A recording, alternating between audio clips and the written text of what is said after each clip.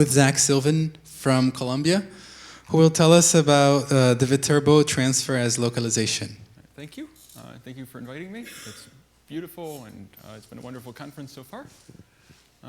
So before I get started, I'm going to make a disclaimer, which is that I'm going to assume during this talk that every algebraic thing is as invariant as you could ever want it to be. There aren't proofs of all of this.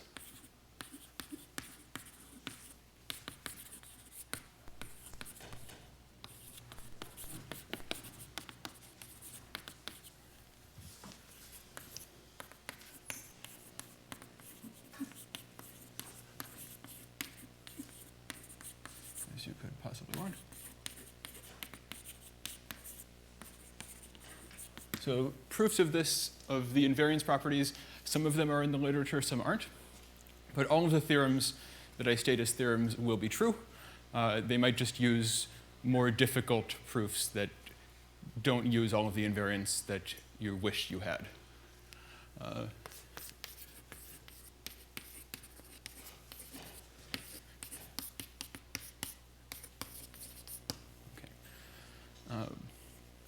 So I'm going to talk about Viterbo transfer, but before that, I want to recall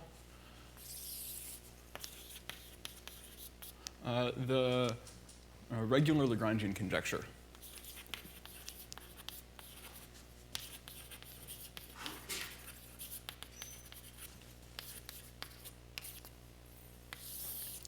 So this is due to Eliashberg, Ganatra, and Lazarev. So this states that if L in W is an exact closed Lagrangian in a Weinstein domain,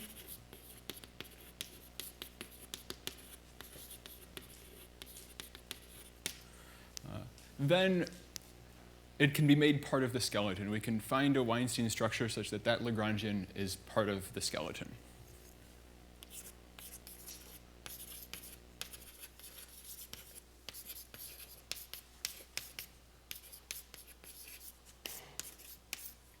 Okay.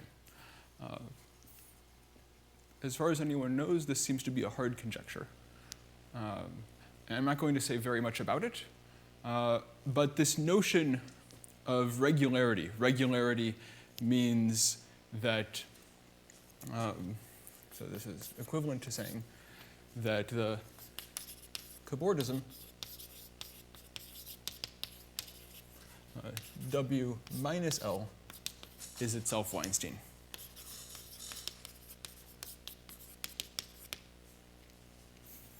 And so this property of some piece of a Weinstein domain being kind of relatively Weinstein, having a Weinstein cobordism, is a very useful property.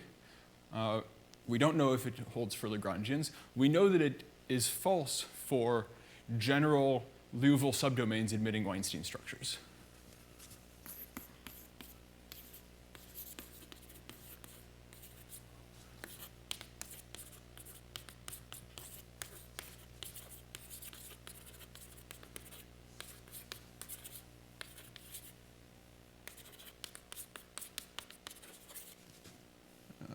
Let's call it W in W admitting a Weinstein structure.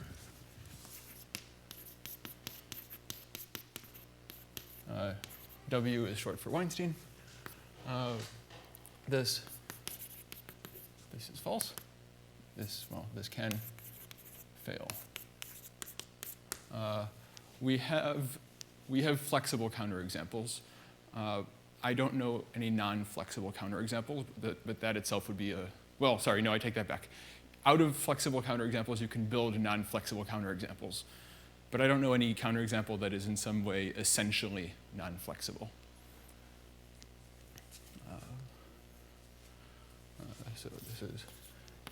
So for example, you can find some flexible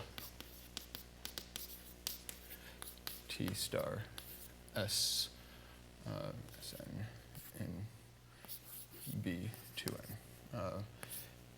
And that can't be Weinstein for, or the cobordism can't be Weinstein for homological reasons. Okay.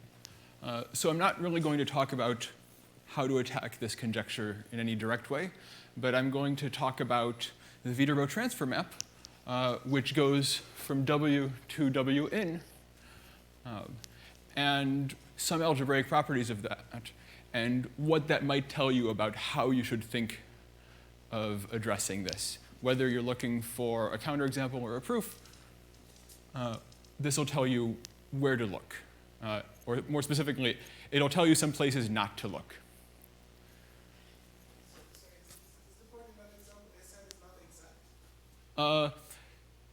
There's no closed Lagrangian in here. It's a flexible T star Sn. You take a ball, take a loose unknot, and you cap it. You attach a handle to a loose unknot, so that doesn't have any closed Lagrangians in it. What's that? It's smoothly a T star Sn.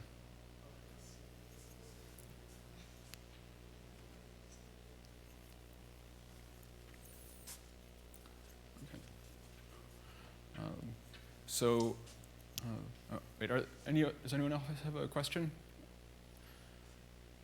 So this is really kind of the motivation, what you should have in mind as like a reason to care about like algebraic properties of Viterbo transfer. So with that, let's talk about Viterbo transfer.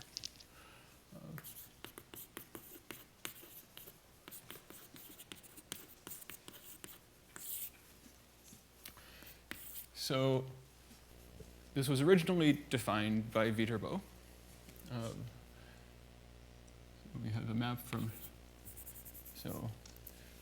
and for the first couple definitions I'm going to give, I'm not necessarily going to need that we have Weinstein domains. It's really enough to have Liouville domains. And I'm usually going to write Mn in a Liouville subdomain. And I'll reserve W for when I'm really assuming that it's Weinstein. But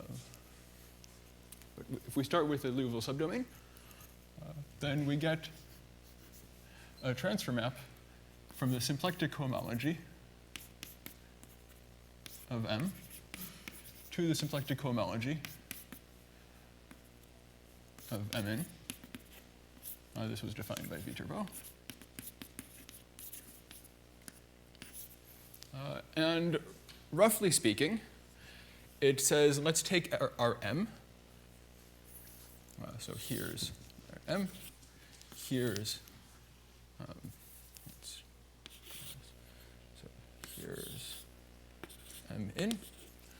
So this is kind of infinity. And it says let's stretch this neck, which in a Hamiltonian way is done by taking some particular slope and kind of going for a very long time, and then leveling off, and then forming the symplectic cochain complex. And the result of this, I'm not going to explain the details, is that this region ends up being a quotient complex of the full symplectic cochain complex. The morphisms that are supported on this Kirby part and the Morse generators of Mn.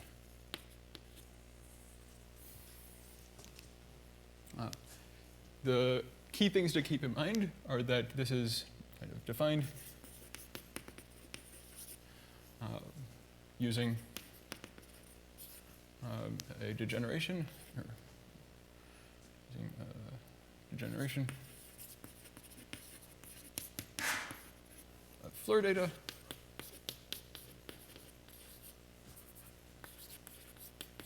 in other words, of Hamiltonians and almost complex structure, related by maps, continuation maps.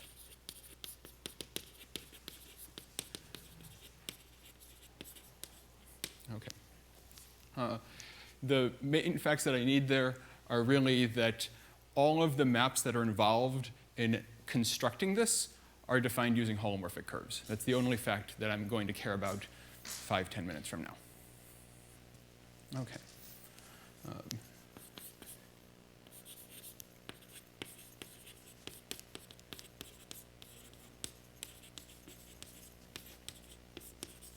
Uses only holomorphic curve maps.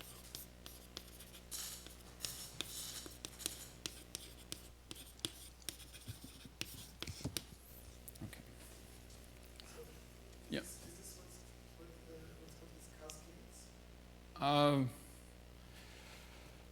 I don't think you need cascades for this one.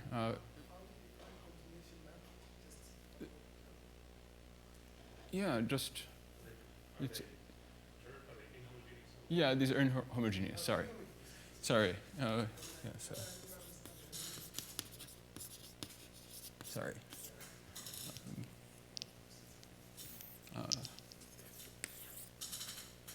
Yeah. So, I mean, you define SH using Floer theory, which necessarily has inhomogeneous holomorphic curves, and then you can define this map again using inhomogeneous holomorphic curves, and nothing else. There's nothing non-geometric that you use to build this map.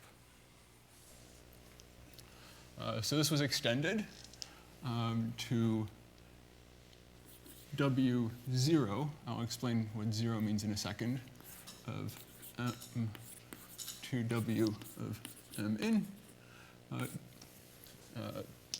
This is the Rapt-Fukaya category.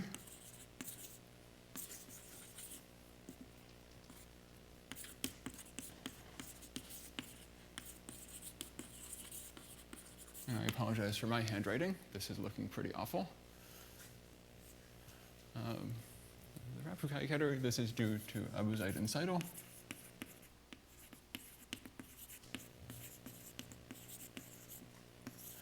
And it's basically the same idea, plus popsicles. But, I mean, they're still holomorphic curves, and you essentially do the same thing. They do use cascades. Cascades are another form of holomorphic curve. And the main point is that star still holds.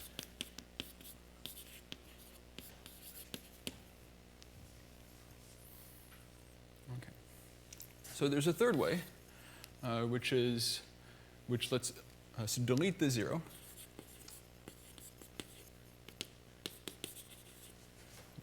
The 0.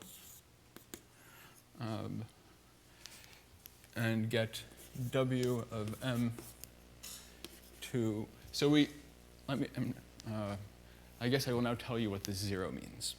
This 0 means we don't look at all of the Lagrangians, all of the objects of the Rapt-Fukaya category of M. We only look at the ones whose intersection with M in is especially nice.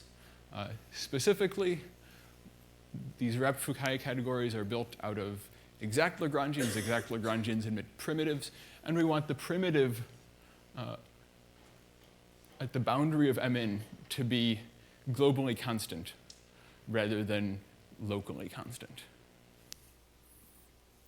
What that does is that excludes certain types of holomorphic curves which could live in the cobordism.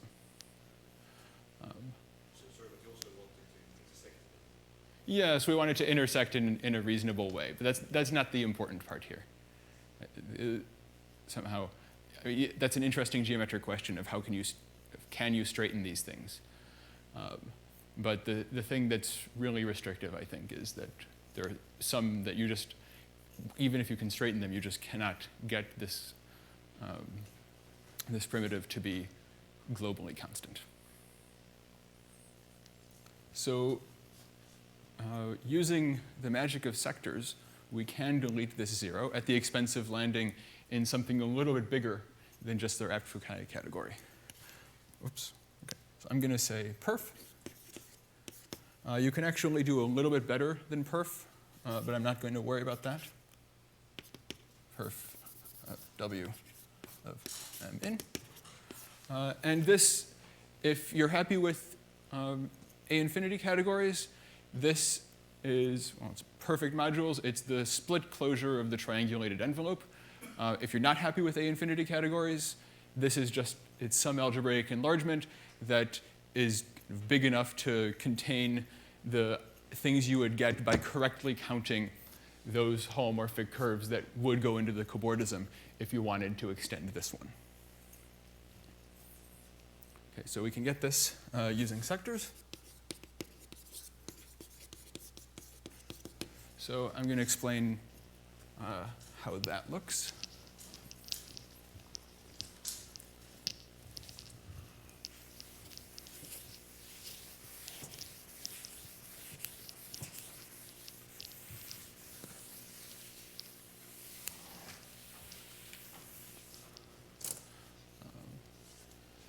So I'm going to start drawing some pictures.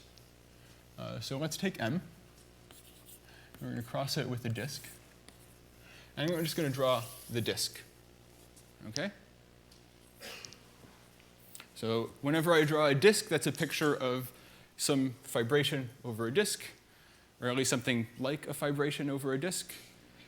And if I don't put any markings in it, then it's really just a trivial fibration. What I can do is I can add some data to this. I can add something called stops.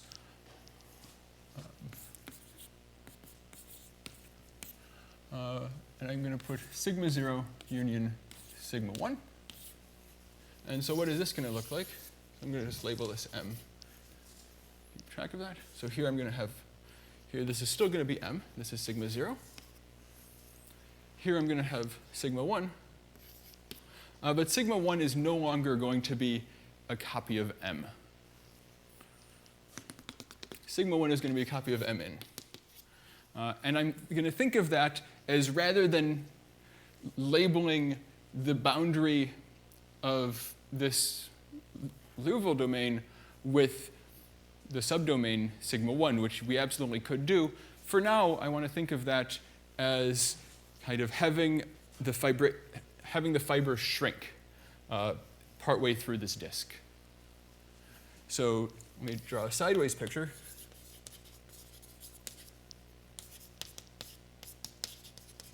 Just to be extra clear.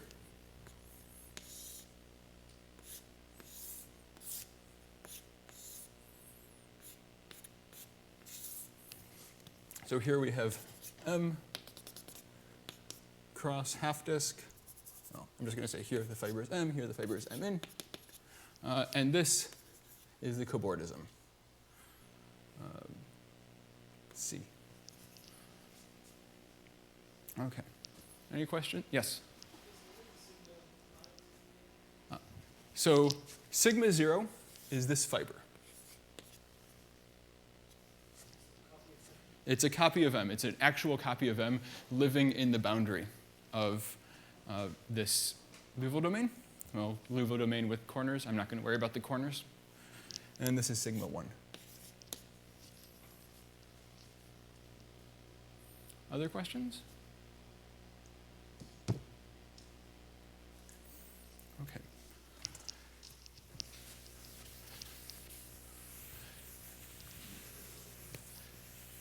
So this is an example.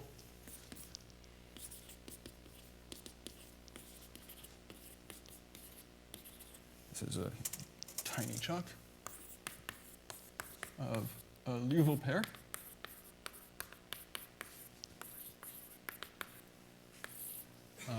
In other words, so it's some Liouville domain M together with some sigma in the boundary of M, where sigma, or where these are both Liouville domains.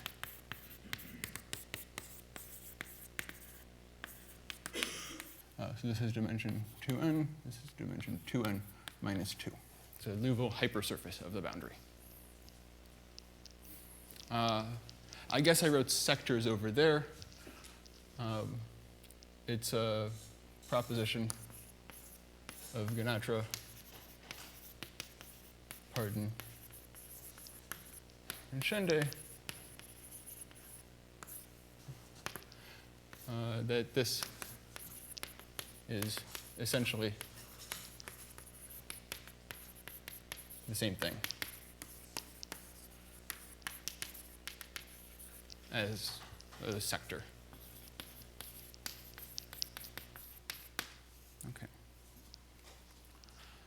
So a thing that you always have when you have one of these Liouville pairs is you have Orlov functors.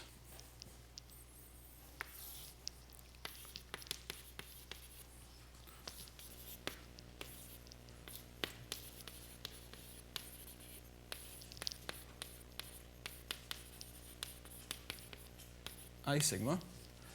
And so what does that go to? That goes between the Fukaya category of sigma, W of sigma, to the Fukaya category of the pair, W of M sigma. It's often called the partially wrapped Fukaya category. I'm not going to worry too much about how this is defined. If you know, great. If you don't, well, if it comes up, we'll talk about it. But let me just tell you what the important thing to know is that this is some subcategory of the Fukaya category of M. And in particular, it has essentially all of the same objects. So let me tell you, what does this thing do on objects? So let me go back to this disk picture. We have M, we have sigma, and then I sub sigma of L is L cross gamma, where gamma is this arc in the base which goes around sigma. Now, any stop has a local model which looks like this, and so this is a well-defined functor. Okay. Any questions about the Orlov functor?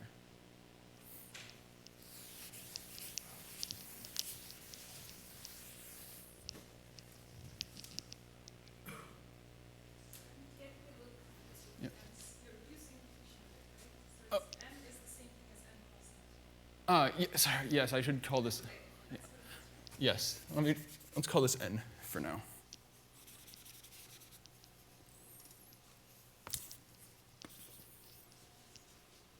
Yeah. Ah.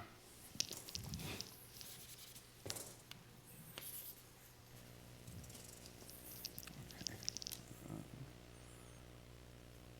Oh no, I just erased part of my notes. Any case,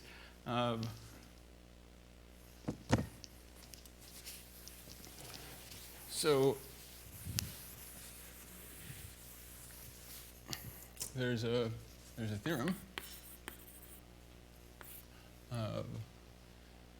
and I guess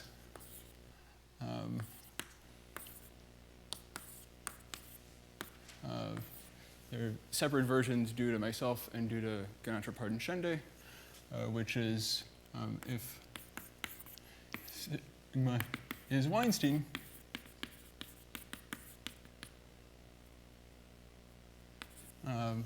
maybe I shouldn't say myself. I mean, at this point, the thing I proved implies this, but certainly at the time it did not. I assumed something different from Weinstein. Something that we now know follows from Weinstein, but we didn't in 2015. So if sigma is Weinstein, then W of M is isomorphic, or is quasi-equivalent to W of M sigma modulo the image of I sigma. So what's happening there we have these Lagrangians which live, well, they live near the stop. In particular, they live near the boundary. But the stop, well, it snags them. We can't displace them off to infinity because there's a stop in the way. But now if we forget about the stop and pass from m sigma to m, then now we can displace all of these Lagrangians to infinity. And the theorem is that being able to displace these Lagrangians to infinity characterizes the difference between w of m sigma and w of m. Yeah? So this quotient is a PG quotient. Yeah. And you don't go to share with Critic, just take what you. Yeah, this is actually true for Weinstein. I mean, you don't take perf. I could take perf on both sides, but if you assume sigma is Weinstein, you don't have to. Kind of every object here can be perturbed to live in here. So they're really the same category. Okay, so how can we use this theorem over here? Let's try to construct a functor. We have w of sigma 0. That's equal to w of m. We have w of sigma 1. That's equal to w of m in. And these both have Orlov functors to w of m cross d sigma 0 union. Let me introduce some notation. W of v m in. So this thing is called the Viterbo sector v m in. So these both have Orlov functors, I sigma 0, I sigma 1. And so it looks like we can go from here to here to here, and then we get stuck. Okay. So it turns out we don't get stuck. And we don't get stuck precisely because this arrow is a quasi-equivalence. Or actually, this arrow is a quasi-equivalence after enlarging the categories.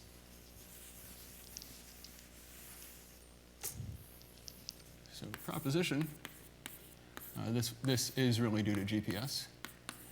I think I posed it as a conjecturesize at some point, but I never completed it. They did. I sigma 1 is a quasi-equivalence.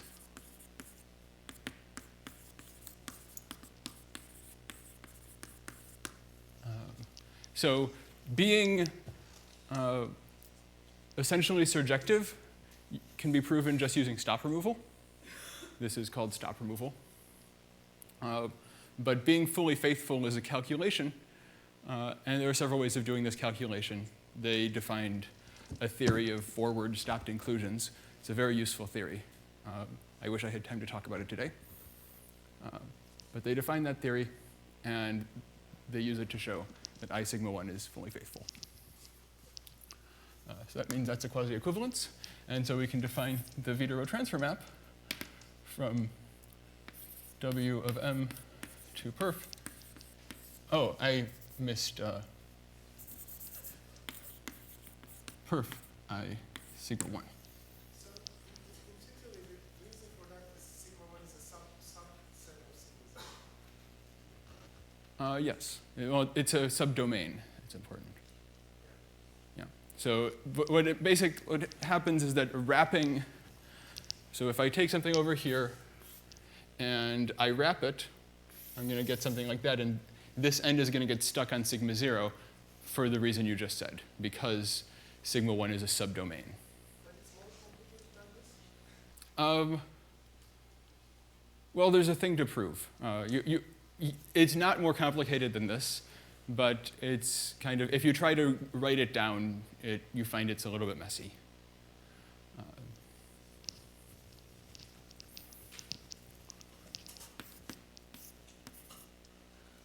W of m in. So I'm going to just define that to be I I sigma 1 inverse composed with I sigma 0. Okay, so that's a definition. So question, what does this have to do with the next stretching definition?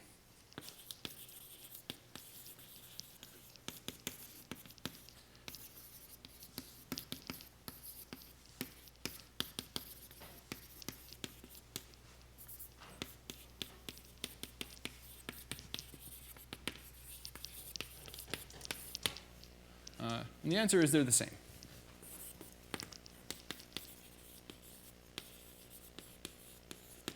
Okay, so let's do that.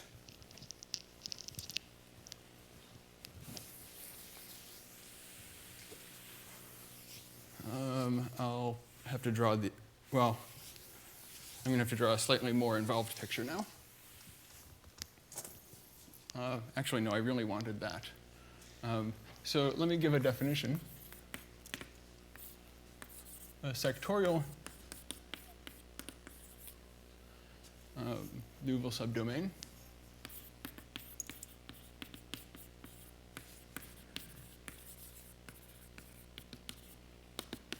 is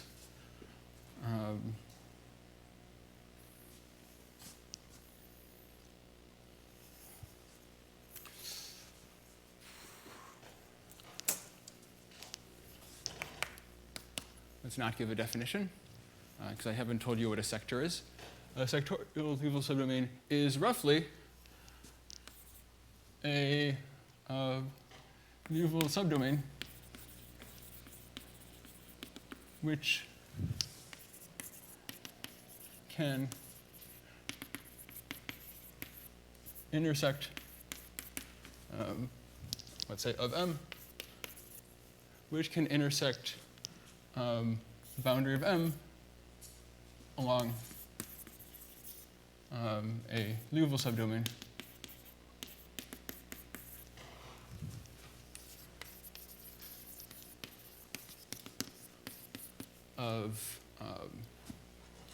of the stop sigma in boundary of M. So let me draw a picture. I'm going to draw the picture that I just erased.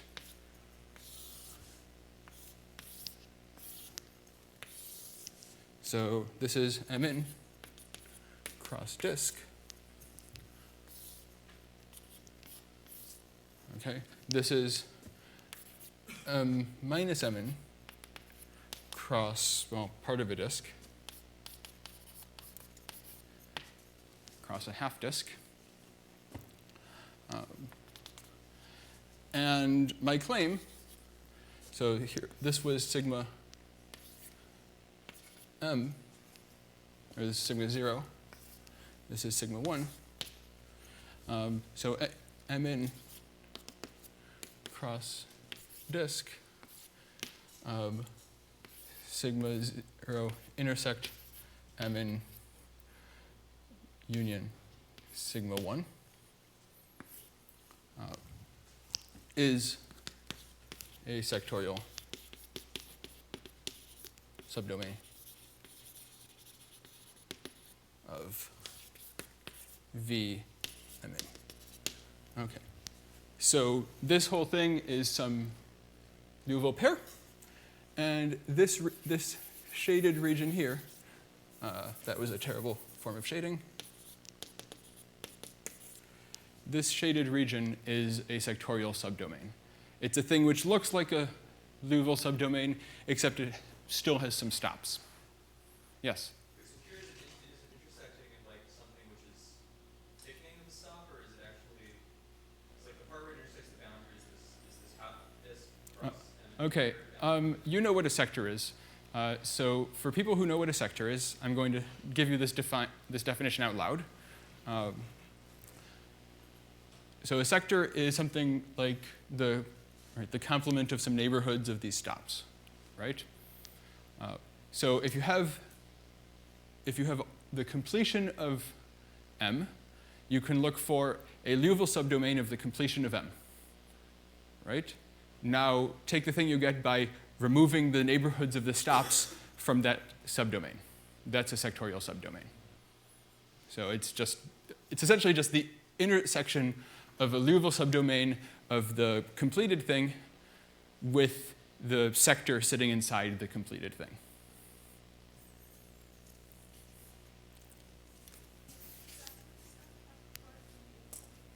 Whoops. Oh, this is, so this is the cobordism, M minus Mn, cross a half disk.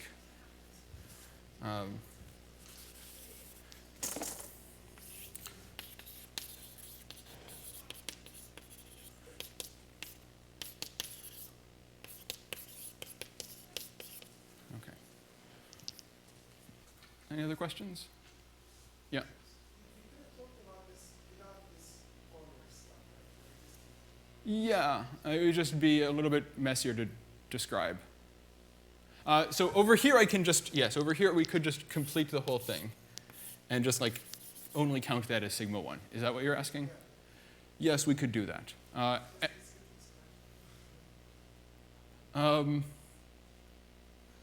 So I agree from the sideways view it's easier to describe. And these two, let me point out right now, these two sectors are homotopy or are deformation equivalent. These two pairs. I'm choosing to do it this way because it's easier to draw the picture with the disk vibration. So instead of having to label stops, I can label regions, and that's particularly relevant when we're going to start gluing things. So I'd rather use this picture, but I will deform to the other picture eventually. Other question? No, there's no. That's essentially what Janke was asking. There's no real significance of that half disk. It's just convenient for keeping track of what stop is which. Oof. Okay.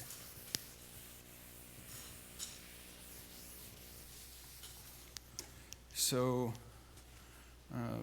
let's see what we can do now. So my claim is that the Abuzaid-Seidel construction of the Viterbo transfer map works just fine for sectorial subdomains.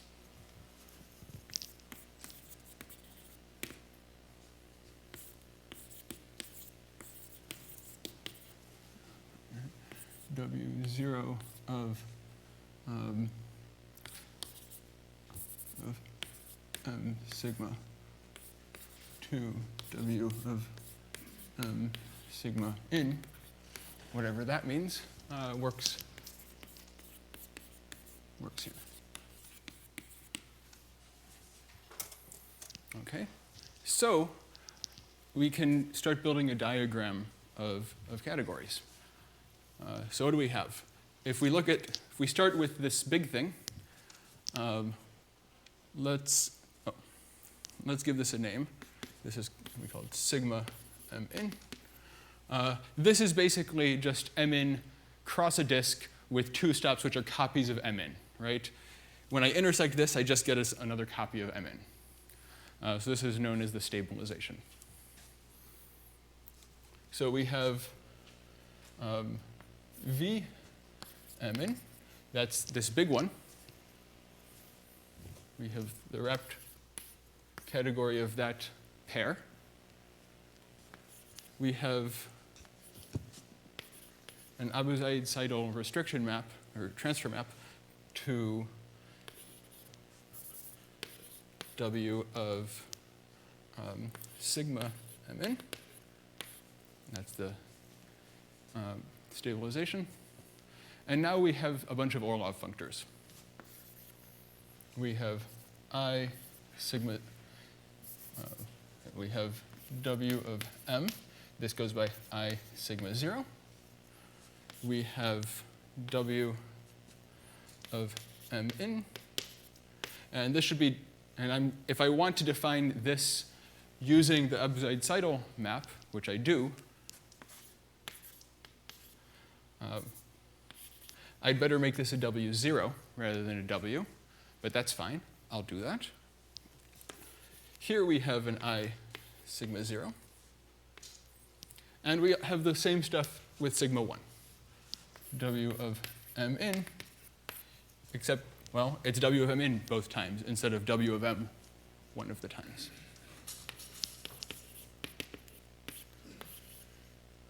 So this is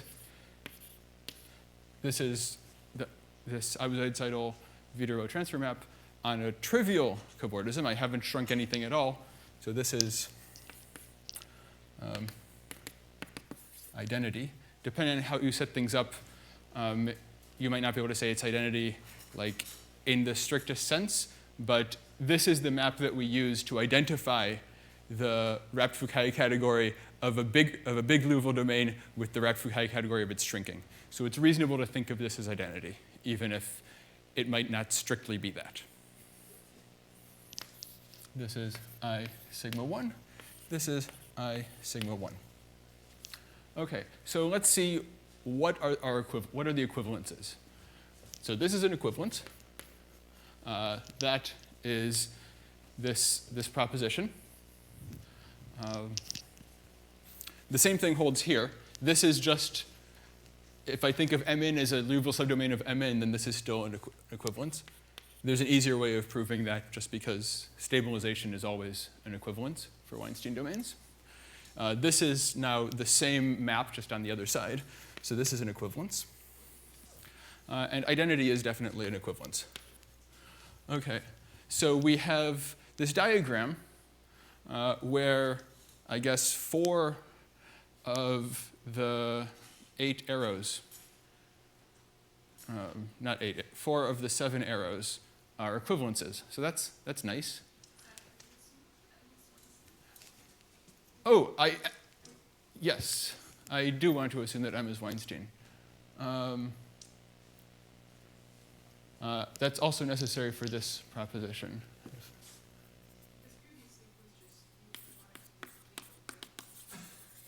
Yes. No, over here I also needed to be Weinstein. I should have provided sigma is Weinstein.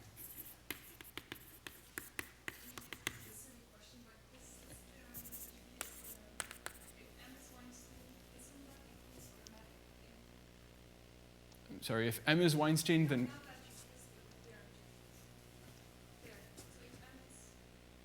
if M is, no, this is really about sigma. Yeah, so, and here I really should have assumed Mn is Weinstein. I guess I should have switched to Wn, but I think it's too late for that. Yeah, so here we need Mn to be Weinstein, and that's why, yeah, so we can only do it assuming the subdomain is Weinstein.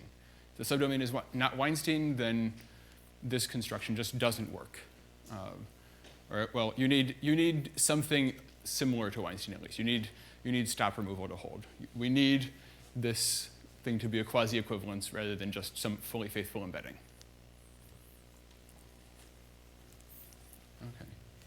Okay. Going back to this, let's write down some maps. So we have this thing. This is identity. This is the Abuzaid-Seidel restriction map. This is the sectorial restriction map. And so I claim this diagram commutes. This is part of the everything is as invariant as you could possibly want assumption. So now, well, if this commutes, then we have V sect, identity. This is identity. And this gives us that the two maps agree on W0. Now, the only thing that we used about this proof was that this Abuzaid-Seidel construction is defined using holomorphic curves. As long as I can perform the construction on this larger sector, and have it be compatible with the construction in the fiber, then we're set. That's all we needed. So if you were to sit down and figure out how to count holomorphic curves in the cobordism to extend this to all of W of M, then this proof would still work. They would still show that this definition using sectors is the same as your improved Viterbo transfer functor using counts of holomorphic curves in the cobordism. Okay, any questions? Yeah. Isn't there someone who did that? Is the Dow? Who is the I didn't know that. assistant of the Kaya? So he extended this definition to, Yeah, I believe so. Using quilts. oh, okay, with quilts. I didn't realize that he did this, with his quilts. Yeah, okay, that's cool. So then this shows that those definitions are the same. Well, this almost shows that those definitions are the same. You need to know that the quilted theory works with sectors, which I think is in progress right now. In any case, this took about twice as long as I expected. So we're going to skip ahead a little bit.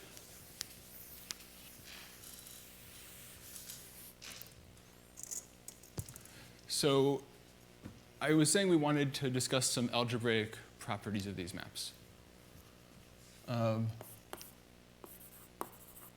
So I'm going to give two theorems. So the first one is, again, GPS. And the second one is more recent.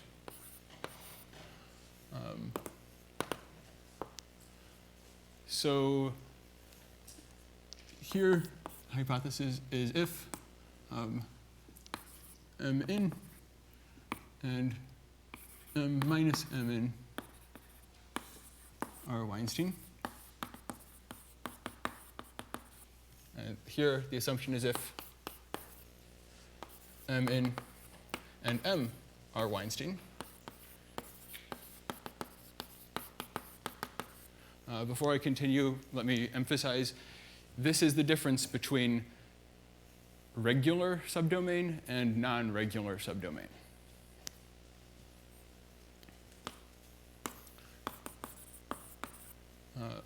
So what they showed is that the Viterbo transfer map is a quotient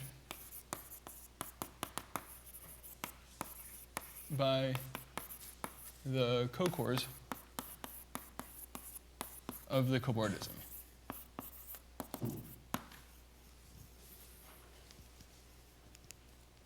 Okay.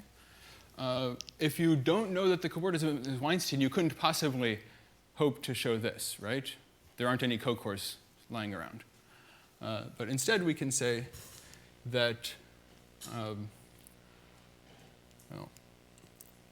there's an extension of V to module categories. So this is called V shriek from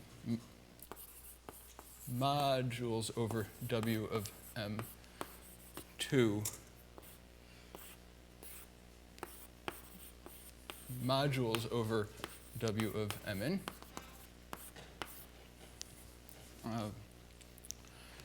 And this is a localization.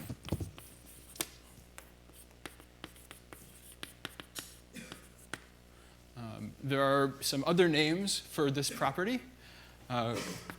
So this can also be said as V is a homological Leibniz morphism.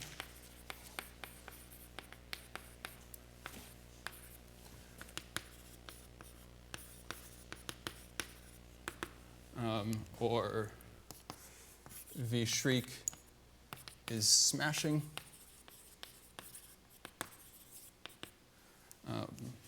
I like that word. I just learned it today. But the point is that this is close to being a quotient. Anytime you have a quotient by some objects, then the extension of the functor to modules is a localization. It is a quotient still. It's a little bit more complicated to describe what quotients are in this setting, but it's still true.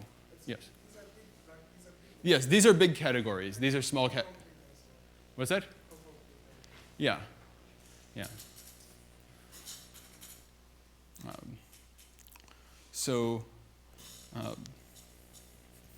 But sometimes we can get a handle on this. So I guess let me talk about what the consequences of this are.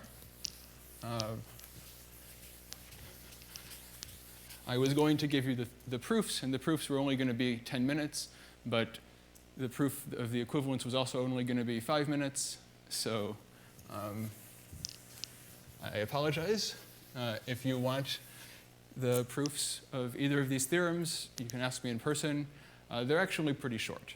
Both of them are pretty short. So some notes. So one, there's an industry classifying these smashing localizations.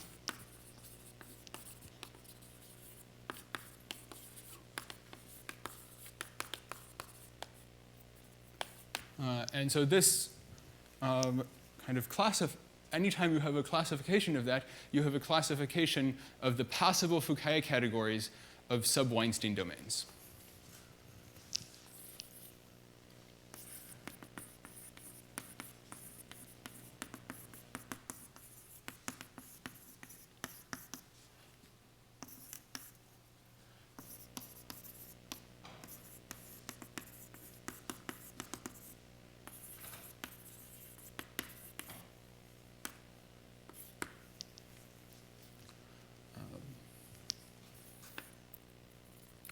A second note is that the difference between this property and this property is understood.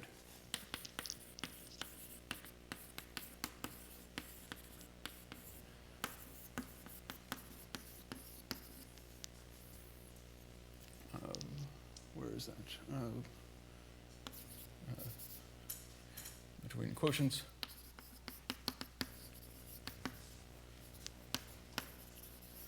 And homological epis is understood by the theorem of Niemann.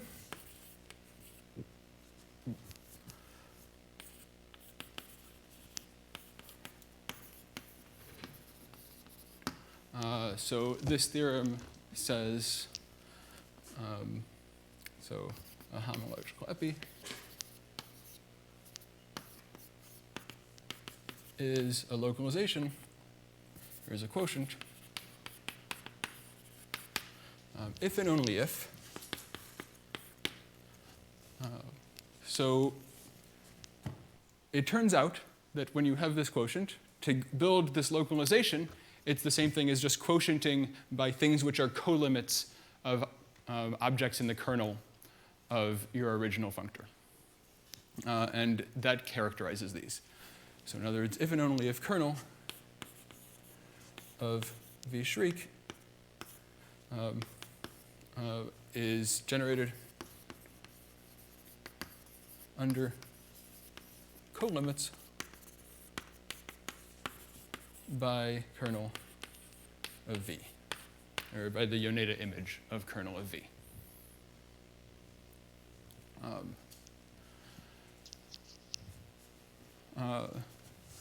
Three, and then I'll start talking about something a little bit more geometric again. For some categories, all smashed, or all ham epis out, let's call it categories C, all homological epis out of C are quotients. And this is essential. This question of for which categories is this true is the smashing conjecture. Is it like in terms of some K-theory or Well, sorry, is what in terms of some K-theory? like how do you determine whether your category has all FEs? It's hard. I don't know how they do it. So I think it's proven only for a fairly small class currently. It's proven for like derived categories of Noetherian rings. Yeah. For point one, Yeah. what's the classification sort of in terms of? Like, Um, classify these localizations in terms of? So usually you'll say you have the derived category of some like ring or graded ring or something like that. And when it's rings, then kind of this, often this classification is in terms of genuine localizations. So if you have a commutative ring, then these are all genuine localizations like at prime ideals. That continues to be true if you have a graded commutative ring. There are some examples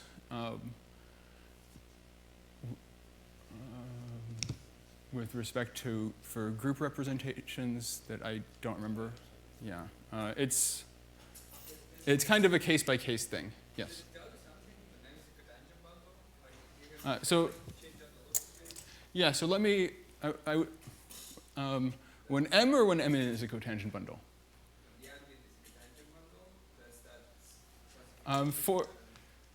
It's a collection of of separate theorems. It's sort of like when people prove homological mirror symmetry, they prove it for an example. Here they prove a classification for an example.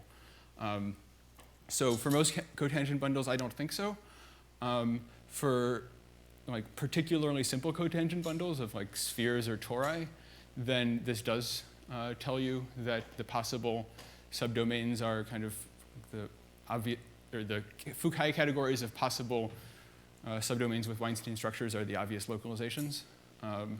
So over a field, basically the only thing you might possibly be able to do is quotient by the zero section. Question, can you represent this, can you find a subdomain of T star S3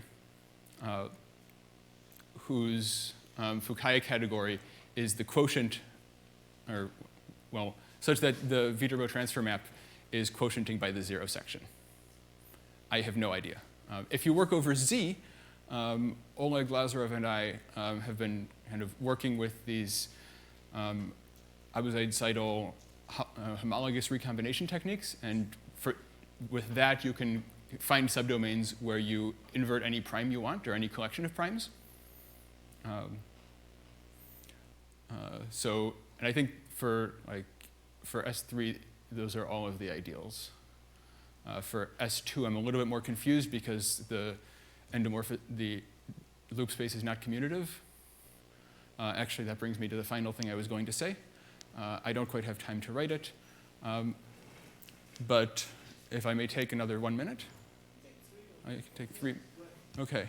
Well, if I can take 3 minutes, I'll even write it.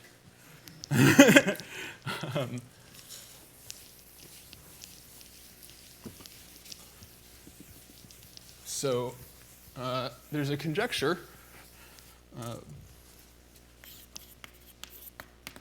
I have a conjecture, and I asked Efimov, and he believes it, and he gave me the beginnings of a proof, but I don't know how to implement his proof.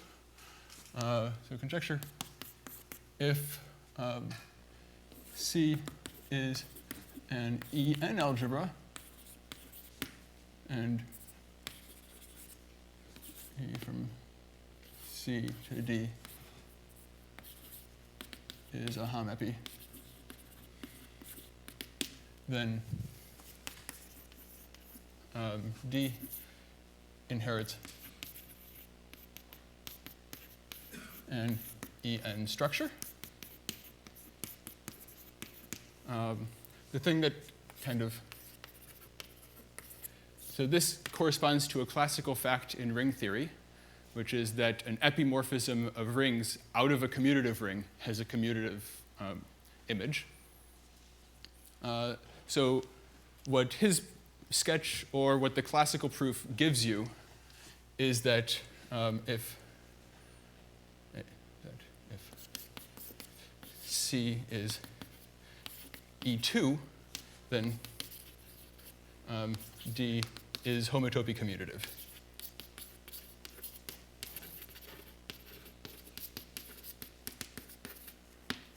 So as a corollary, if if W4n is a Weinstein domain, then the following, well, let's say it this way: if W with the wrap category of W equals modules, A infinity modules over some E2 algebra. Okay, so if it has a generator whose endomorphism algebra is an E2 algebra, then W has no Lagrangian spheres. Of course, you'll almost never use it that way because you're never going to like say, oh, this thing is generated by an E2 algebra. But you might say, oh, this thing has a ton of Lagrangian spheres. It definitely does not have a commutative generator. So you can sometimes make statements like that. So I'll stop there.